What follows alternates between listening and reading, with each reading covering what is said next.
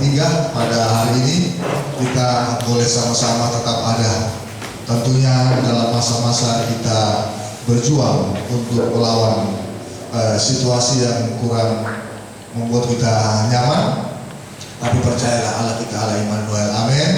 Mari sama-sama kita membuka Alkitab Markus pasal yang ke-8 ayat 22 sampai 26. Tadi pagi sempat saya singgung ini dalam penyampaian saya, cara Tuhan menyertai kita karena masih sesuai dengan tema Natal Allah Immanuel.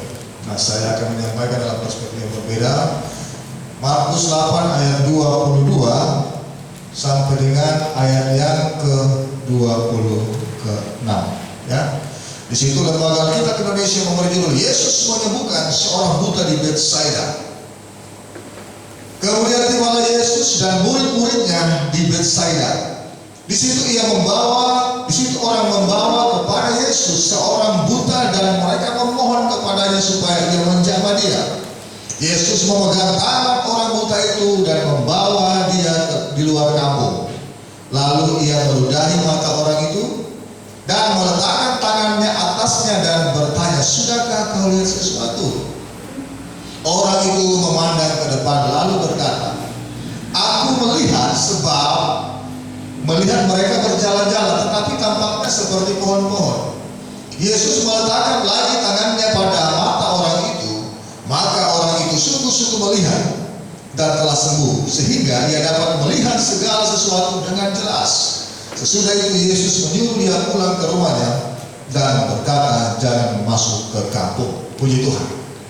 Bapak Ibu Saudara yang saya kasihi, dari perikop yang kita baca ini ada satu kabar yang menggembirakan kepada saya dan saudara, tetapi di situ mengandung pelajaran yang harus kita renungkan, sehingga saya memberi judul maksud di balik pertolongan Tuhan. Ya, boleh sama-sama saya supaya kita hafal 3, 2, 1. Maksud di balik pertolongan Tuhan. Bapak Ibu Saudara yang terkasih, ketika mendengar pertolongan Tuhan, tentunya ini sangat relevan dengan setiap hal yang kita hadapi. Manakala kita membutuhkan sesuatu, kita butuh pertolongan Tuhan. Dan saya mengatakan bahwa pertolongan Tuhan dalam kehidupan saya dan saudara itulah kebutuhan yang mutlak. Sebab kalau sampai hari ini Bapak Ibu Saudara ada di tempat ini karena pertolongan Tuhan. Walaupun memang kita datang sendirian dan sepertinya tidak ada sesuatu yang kelihatan untuk memberkati menyertai saya dan saudara.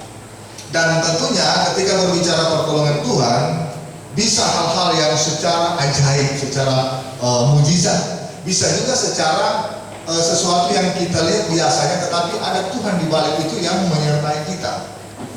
Dan berbicara tentang pertolongan Tuhan seringkali dikaitkan dengan mujizat. Tadi pagi saya katakan bahwa mujizat itu sampai sekarang masih berlaku dan sampai kapanpun, sebab Allah kita Allah yang penuh dengan mujizat. Dia sanggup merubah yang tidak ada menjadi ada, yang ada bahkan semakin lebih baik. Tetapi saya tadi pagi katakan bahwa seringkali orang percaya menaruh mujizat itu dalam porsi yang tidak seimbang.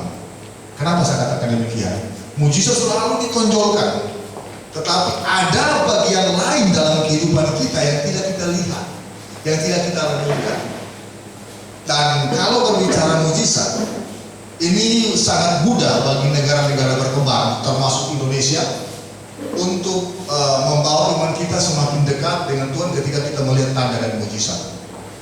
Kalau di negara-negara Eropa, orang di sana banyak yang tidak percaya Tuhan. Sebab kenapa? Mereka tidak membutuhkan mujizat, sebab kehidupan mereka mapan.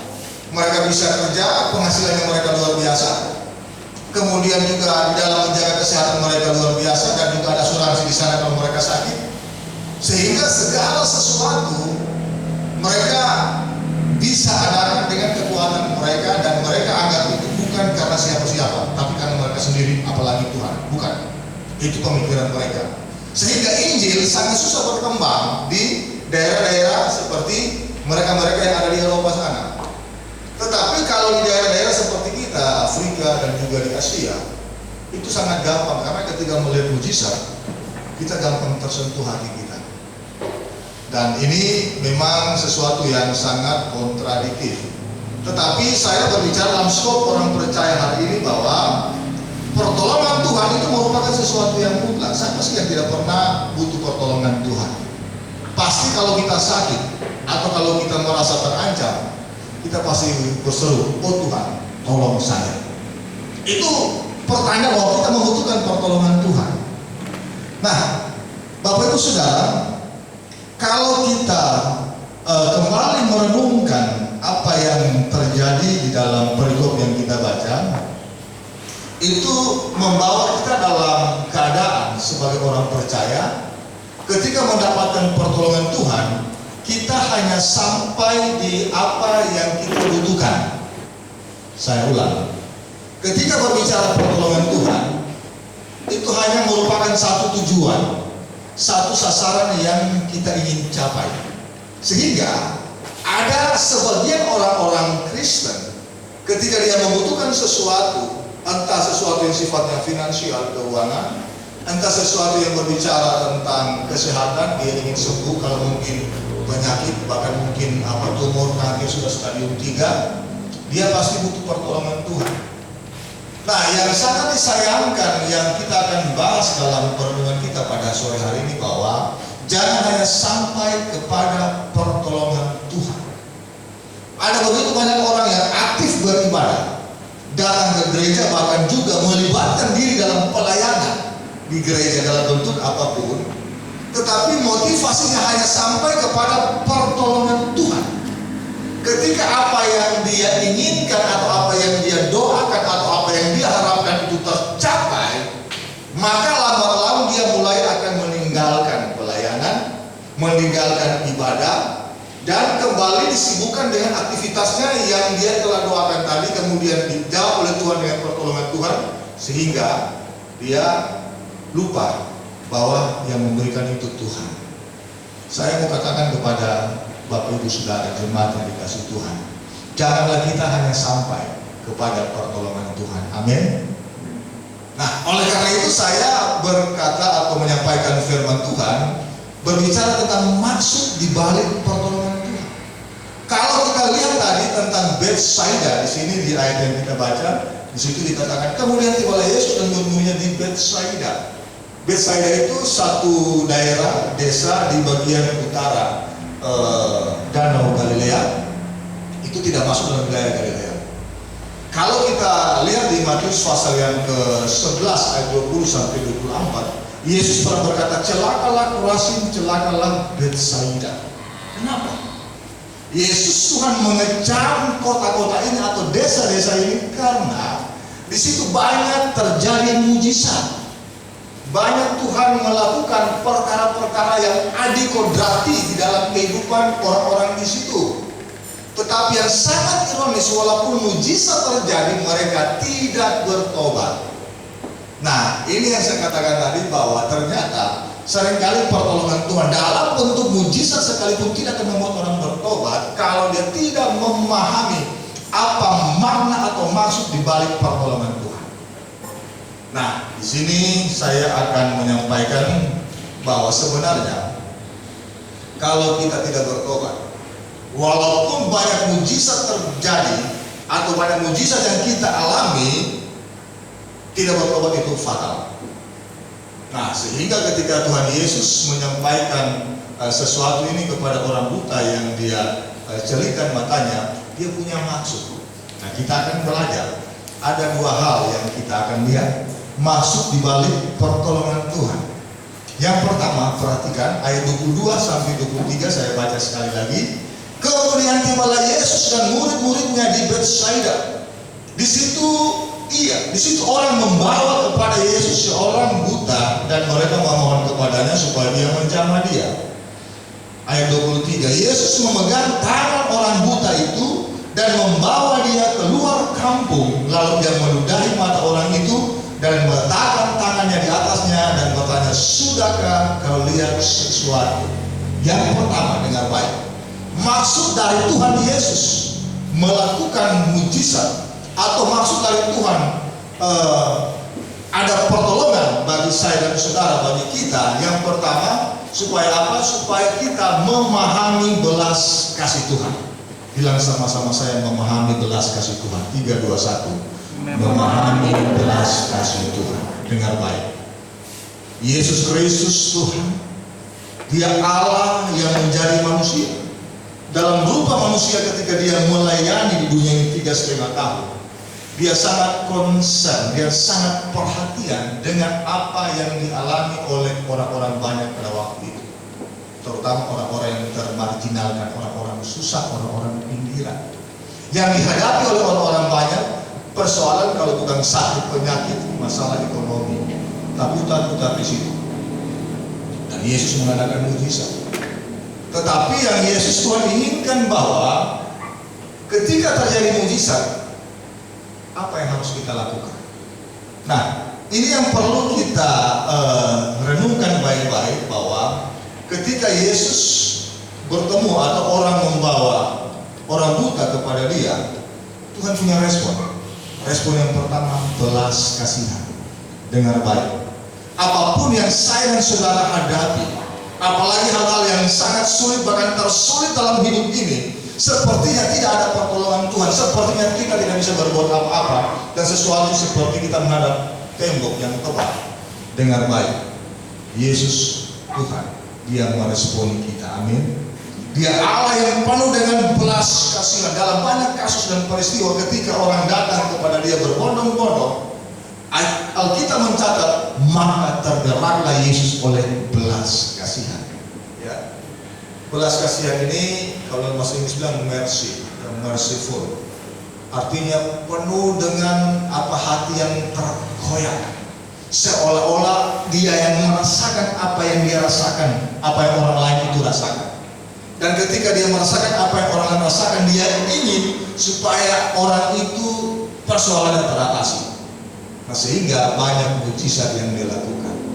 Tetapi dengar baik, banyak orang ketika menerima pertolongan Tuhan, mereka hanya sampai kepada pertolongan Tuhan. Mereka hanya sampai kepada mujizat. Mereka hanya sampai kepada sesuatu yang menjawab kebutuhan mereka. Setelah itu mereka meninggalkan Tuhan Yesus. Itu yang dirasakan oleh Tuhan Yesus. Kenapa kota Betsaida dikecam? Dan kalau kita baca pada akhir kalimat tadi, bahwa orang buta itu ketika disuruh pulang, jangan masuk kampung, berarti rumahnya bukan di situ. Kenapa? Karena di kampung itu, walaupun orang melihat banyak mujizat, mereka tidak percaya, mereka tidak bertobat. Nah, ini seringkali yang menjadi perenungan kita, bahwa Tuhan menginginkan di balik pertolongan Tuhan, kita harus pahami apa maksud Tuhan di sana. Dan ini merupakan satu hal yang sangat penting, sebab di dalam belas kasih Tuhan, adakah kita memahami hal itu? Atau mungkin kita berkata, saya belum pernah merasakan belas kasih Tuhan.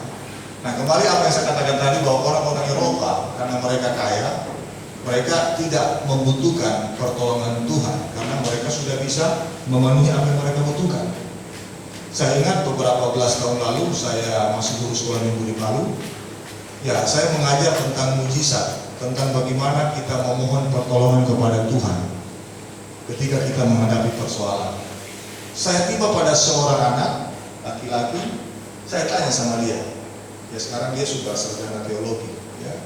Saya tanya, apa yang kamu doakan atau apa yang kamu minta kepada Tuhan? Apa yang kamu katakan ketika meminta pertolongan sama Tuhan?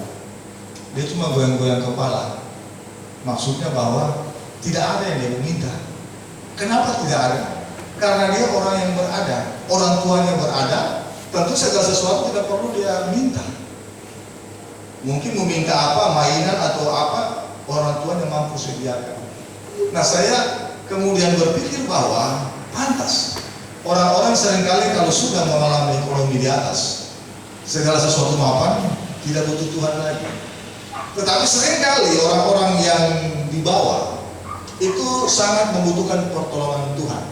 Nah, sehingga kalau saya boleh katakan bahwa Tuhan mengizinkan kita mengalami banyak persoalan, atau kita mengalami banyak sesuatu yang kita butuh pertolongan Tuhan. Kenapa? Supaya kita bisa menyerahkan hidup kita total kepada Tuhan, mencari Tuhan. Nah, kembali kepada si orang buta tadi, dia dibawa keluar kampung. Tetapi yang menjadi menarik di sini bahwa bukan orang yang membawa orang buta itu kepada Yesus yang membawa dia keluar kampung, karena Tuhan bilang bawa dia keluar kampung. Tetapi yang membawa dia keluar kampung tanya Yesus sendiri yang menuntun. Artinya ketika ketemu di dalam kampung, ya katakanlah mungkin di sekitar Tentena ini, bawa di luar kampung, mungkin mau di Tari Pasar, di Pines di luar. Nah, di sini timbul satu pertanyaan, kenapa Tuhan harus lakukan itu? Dan ini sesuatu yang sangat unik, sebab tadi pagi saya menjelaskan bagaimana Tuhan menyembuhkan Bartimeus yang buta itu cuma dengan perkataan. Ketika Bartimeus berseru-seru, Yesus anak Daud, kasihanilah aku. Tuhan Yesus katakan, apa yang kamu kehendaki aku perbuat kepadamu? Bartimeus bilang, Rabuni, guru, supaya aku melihat. Apa yang Tuhan Yesus lakukan? Dia katakan, pergilah, engkau sudah, imanmu telah menyelamatkan engkau. Maka seketika itu juga meleklah matanya. Dahsyat, luar biasa. Tetapi dalam peristiwa ini tidak demikian. Orang yang datang minta pertolongan Tuhan dibawa keluar kampung. Sampai di luar kampung, di matanya diludahi. Bahkan ketika dia disuruh melihat, apa yang dia lihat belum sempurna, masih sama-sama. Dan saya mau katakan bahwa maksud Tuhan Yesus membawa orang ini keluar ke kampung supaya dia mengalami perjumpaan dengan Tuhan. Mungkin selama ini dia tidak pernah mendapatkan belas kasih Tuhan. Kalau Tuhan berkata seperti yang dikatakan kepada Bartimeus, engkau melihat pada saat itu, langsung dia pergi, dia akan merasakan mujizat itu sesuatu yang biasa, dan dia tidak akan mengenal sumber dari mujizat itu. Tetapi ketika dia merasakan tangan Tuhan yang lembut, penuh dengan belas kasihan, membawa dia keluar kampung, tentunya dia butuh waktu di sana. Ya mungkin dia bisa menit, bisa juga jam, karena daerah sana itu daerah yang tandus, sehingga butuh waktu. Dan di jalan tidak mungkin katakanlah 5 menit orang tidak pernah bercerita. Pasti ada cerita di sana, cuma tidak jelaskan. Ya, saya melihat bahwa tentunya orang yang buta ini merasakan betapa luar biasa tangan orang ini yang penuh dengan belas kasihan, yang selama ini dia tidak pernah rasakan. Nah, disinilah kita akan belajar bahwa ternyata Tuhan menuntun orang buta tersebut dengan belas kasihan supaya dia memahami secara pribadi siapa itu Yesus, dan mengalami juga secara pribadi Yesus Kristus. Nah, ini poin yang sangat penting dari pembahasan ini. Berarti ketika tangan Tuhan menuntun orang buta ini keluar kampung, Tuhan ingin dia rasakan bahwa dia sangat dikasihi. Sehingga dalam posisi orang buta tadi, dia merasakan satu pengalaman perjumpaan dengan Tuhan. Nah, ini yang sangat menarik. Kenapa? Kalau kita mengalami perjumpaan dengan Tuhan, maka ketika mungkin satu ketika kita menghadapi persoalan itu tidak akan menggoyahkan iman percaya saya dan saudara. Yang setuju katakan amin. Kenapa? Karena kita merasakan. Orang kalau merasakan pertolongan Tuhan kemudian tidak ada tantangan di sana, hal itu tidak akan membuat dia dewasa. Dia tidak akan pernah mengalami atau merasakan bahwa ada maksud di balik pertolongan itu. Dan seringkali yang terjadi bagi orang-orang Kristen dewasa ini tidak pernah mengalami perjumpaan pribadi dengan Tuhan. Kenapa? Karena dia tidak mendekat kepada pribadi yang penuh dengan belas kasihan itu dalam kehidupan kita. Kalau hari ini saya mengatakan kita menghadapi persoalan, ada pergumulan di sana, coba kita punya satu koneksitas mengalami perjumpaan dengan Tuhan. Ini memang sesuatu yang sifatnya subjektif dan mistis. Apa itu subjektif dan mistis? Sepertinya itu pribadi atau keadaan yang kita bisa ceritakan kepada orang, tapi orang tidak mengalami. Bisa saja orang tidak percaya.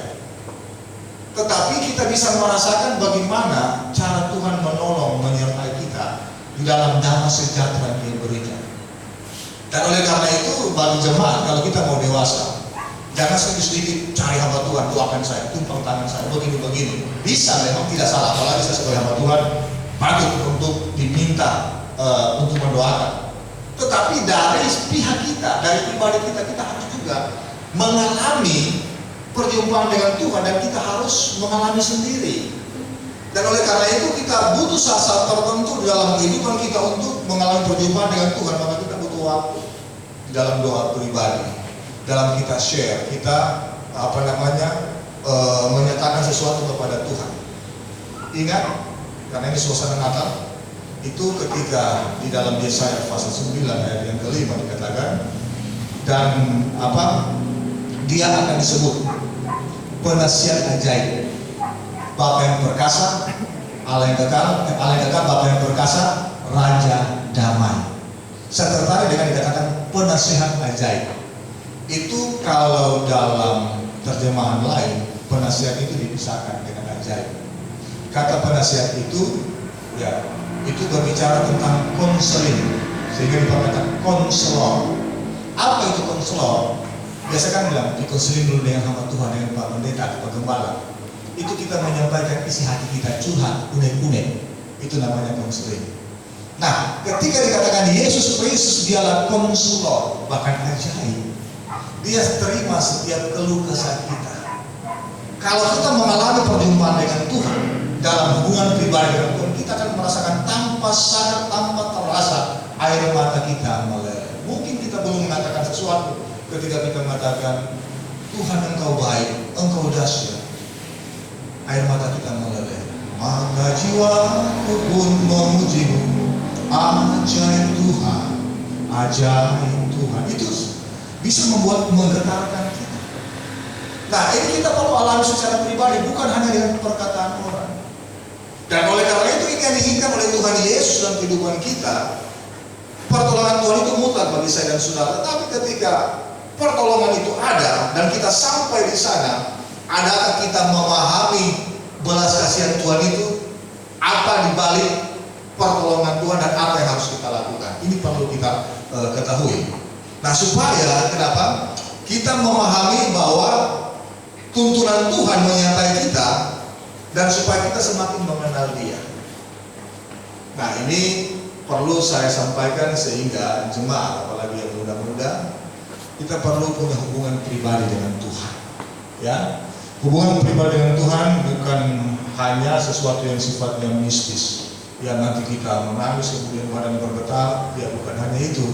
Tetapi setiap saat ketika kita berjalan, ketika kita melakukan aktivitas sehari-hari, kita mengalami perjumpaan dengan Tuhan. Dan disitulah kita akan merasakan bahwa Tuhan menuntun kita. Dan ini akan terbukti kalau kita menghadapi persoalan, kita akan kuat. Kenapa kita kuat? Karena kita memahami belas kasihan Tuhan. Tuhan itu Allah yang ajaib. Dia sanggup menolong kita, Dia sanggup menyertai kita, bahkan memberikan damai sejahtera. Amin. Banyak orang setelah didoakan pasti dia rasa lain. Sulit dijelaskan, tapi dia merasakan ada damai sejahtera. Ada orang ketika didoakan, baru tutupan tangan dia sudah mulai merau-rau menangis. Kenapa? Karena dia merasakan campur tangan Tuhan. Sebab kembali kepada yang saya katakan di awal tadi, Yesus Kristus dia konselor. Jadi kalau kita mau curhat, ya, jangan curhat di Facebook, ya. Mark Zuckerberg, pendiri Facebook yang punya, dia memang orang Yahudi, tapi dia ateis. Jadi jangan kita curhatan di media sosial. Media sosial itu ya kita salurkan kata-kata motivasi yang memotivasi orang lain. Ya, seringkali ada ya orang curhatan di media sosial. Ya, memang kebiasaan orang Indonesia begitu ya. Kalau orang-orang luar, saya baca status mereka lain ya. Sesuatu yang dialami yang luar biasa di alam ini. Coba kalau sekali-sekali share nama-nama yang aneh-aneh lah, muncul kemarin orang di Eropa sana.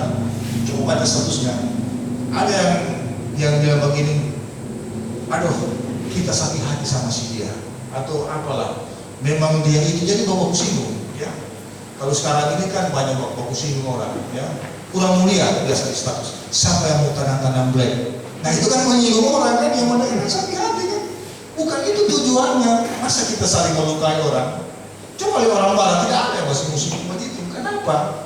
Karena mereka tahu bagaimana fungsi media sosial. Padahal mereka jarang orang Kristen, orang percaya, walaupun percaya tapi tidak percaya seperti kita, cuma karena dari turunan mereka Kristen. Tapi orang Kristen, kalau kita mau singgung, dasar apa? Ya, orang yang bilang, kan bukan kamu yang dibilang, tapi kan orang tahu arahnya kemana. Biasa pakai si dia, pakai apa, macam-macam, si anu, dan seterusnya. Ya, kok senang menyinggung orang lain? Curhat itu di Tuhan Yesus, amin. Kalau memang kita belum paham bagaimana curhatan secara langsung, cari hamba-hamba Tuhan yang bisa disampaikan sesuatu yang menjaga rahasia, kemudian didoakan. Dan dengar baik bahwa di situ kita akan memahami belas kasih Tuhan yang luar biasa, sehingga kita semakin mengenal Tuhan. Dan luar biasa Tuhan. Nah, seringkali kita juga kalau punya teman yang curhatan, jangan dia baru bilang A sama kita, besok pagi satu kampung sudah tahu bukan cuma A, B, C, dan D sudah apa-apa semua. Kasihan. Ya. Nah, ini sesuatu yang keliru. Nah, padahal kita sebagai saksi Tuhan, kita orang curhatan itu rahasia bagi kita untuk kita bawa kepada Tuhan. Sehingga ada ayat yang bilang bahwa berdoalah kepada orang-orang percaya di segala tempat. Itu adalah syafaat. Berarti kalau kita mendengarkan curhatan orang, kita bersyukur orang itu mempercayai kita, dan kita bawa persoalan itu kepada Tuhan, sebab dia pensyafaat juga yang menyampaikan kepada Bapa di surga, dan dia adalah konselor. Nah, ini sangat penting. Jadi ketika ada sesuatu yang orang sampaikan dalam bentuk curhatan hati, maka kita harus membawa orang itu ke belas kasih Tuhan. Bahkan mungkin kita seringkali memojokkan orang tersebut atau mempermalukan dia. Hari ini dengar baik, marilah kita memahami belas kasih Tuhan, dan kita memahami bahwa Tuhan menuntun kita supaya kita memahami dan semakin mengenal Dia. Amin. Nah, itu yang pertama. Yang kedua, masuk di balik pertolongan Tuhan. Ayat 24 dan 25. Yesus meletakkan lagi tangannya pada mata orang itu. Di atas. Orang itu memandang ke depan lalu berkata, aku melihat orang, sebab melihat mereka berjalan-jalan, tetapi tampaknya seperti pohon-pohon. Yesus meletakkan lagi tangannya pada mata orang itu, maka orang itu sungguh-sungguh melihat dan telah sembuh, sehingga ia dapat melihat segala sesuatu dengan jelas. Tadi pagi saya bicara ini. Nah, ini poin yang kedua adalah segala sesuatu perlu proses. Ya, boleh bilang sama-sama saya 3, 2, 1. Segala sesuatu perlu proses. Perhatikan. Tadi saya bilang tadi pagi juga bahwa Yesus dalam kasus yang sama, orang buta, dia bisa mengatakan dengan sepatah kata orang itu sembuh. Tapi dalam kasus orang buta di Betsaida ini tidak demikian. Ketika disentuh matanya, didoakan, ya, dia bisa melihat tapi masih sama-sama. Pertanyaan saya, kok bisa begitu? Apakah Tuhan kurang ampuh doanya? Maka ketika itu didoakan sekali lagi, tidak demikian. Di sini kita belajar bahwa segala sesuatu itu perlu proses. Tuhan Yesus ingin mendidik orang itu di dalam ketika dia mengenal Tuhan secara baik, siapakah Yesus sang konselor itu, dia harus memahami bahwa pertolongan Tuhan itu membawa dia supaya menjadi dewasa dalam iman, itu maksudnya. Ya. Seringkali kita ketika ada pertolongan daripada Tuhan, kita mau yang instan, yang cepat. Ya, kalau macam masa sekarang yang cepat saja, super meeting tinggal masa 1 menit selesai lagi. Ya, semua yang instan. Tetapi dengar baik, seringkali cara Tuhan itu unik. Dia pakai proses. Kenapa? Supaya kita dewasa. Kalau tidak demikian, maka tentunya kita tidak akan memahami betapa pentingnya proses yang mendewasakan kita. Sebab mendewasakan orang-orang yang sudah terlanjur keras dengan adat istiadat, budaya, kebiasaan dalam kehidupan rumah yang mungkin berbeda, yang mungkin tidak ada aturan, untuk menjadi baik itu tidak gampang. Pembentukan karakter itu menjadi materi pendidikan di berbagai macam tempat. Kenapa? Membentuk orang supaya berkarakter yang baik. Demikian juga gereja. Tetapi yang sangat ironis, banyak gereja, banyak orang percaya tidak mau untuk mengalami proses. Semuanya dia mau instan, semuanya dia mau langsung cepat saja. Dan saya mau katakan bahwa kalau kita tidak mau diproses, maka kita akan menjadi orang Kristen yang kerdil. Ya, karena mau semua cepat. Nah sekarang pertanyaannya, proses yang bagaimana? Saya mau katakan bahwa seringkali proses Tuhan itu menyakitkan. Tidak ada proses itu yang gampang. Itu pasti menyakitkan. Dan saya mau katakan bahwa emas itu kalau dia mau dimurnikan itu harus dibakar berkali-kali. Sampai dari penjual atau pengrajin yang masih melihat bayangannya di emas yang dia leburkan, baru dianggap itu murni, tidak ada kotoran lagi. Nah ini merupakan proses. Nah kehidupan kita pun juga demikian. Seringkali Tuhan memakai persoalan untuk memproses kita. Kalau hari ini dengan COVID pandemi kita diproses Tuhan, mungkin saat yang lalu ketika kita bekerja baik omset kita dalam bisnis misalnya, atau apa yang kita kerjakan itu cepat, harga masih bagus, ya. Zaman lalu ketika kita panen cingke dijual itu harganya bagus. Sekarang zaman COVID malah turun harganya. Nah Tuhan izinkan ini dengan proses yang terjadi. Kenapa? Supaya kita semakin punya mental kerohanian yang baik. Ada pertobatan sejati di sana. Amin. Nah, jadi proses ini jangan kita hindari. Dan memang seringkali Tuhan pakai cara yang seperti ini. Dan saya mau katakan bahwa kalau kita jatuh bangun dalam segala persoalan hidup pun, ya bukan cuma masalah ekonomi, itu juga proses.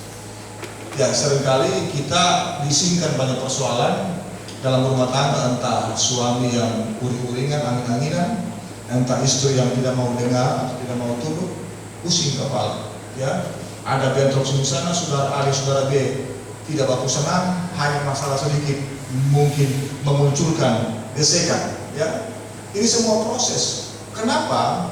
Di situ Tuhan mengajar kita supaya kita semakin mengenal Dia, supaya kita mengenal Allah kita, Allah Immanuel. Ya, dalam soal bersaudara, berumah tangga banyak hal yang bisa terjadi. Bahkan biasanya persoalan sepele yang bisa kita bicarakan, diskusikan antara kakak beradik itu bisa bentrok, bisa berselisih paham. Kenapa? Karena kita hanya terfokus kepada sesuatu yang sifatnya kebenaran. Tapi saya mau katakan pada hari ini bahwa ketika segala sesuatu ada proses Tuhan izinkan terjadi, Dia sementara menggembleng mental rohani kita. Amin. Jangan kita hindari proses, tetapi dalam proses itu jangan membawa kita semakin jauh dari Tuhan. Kita harus mengenal bahwa ini proses yang Tuhan izinkan terjadi.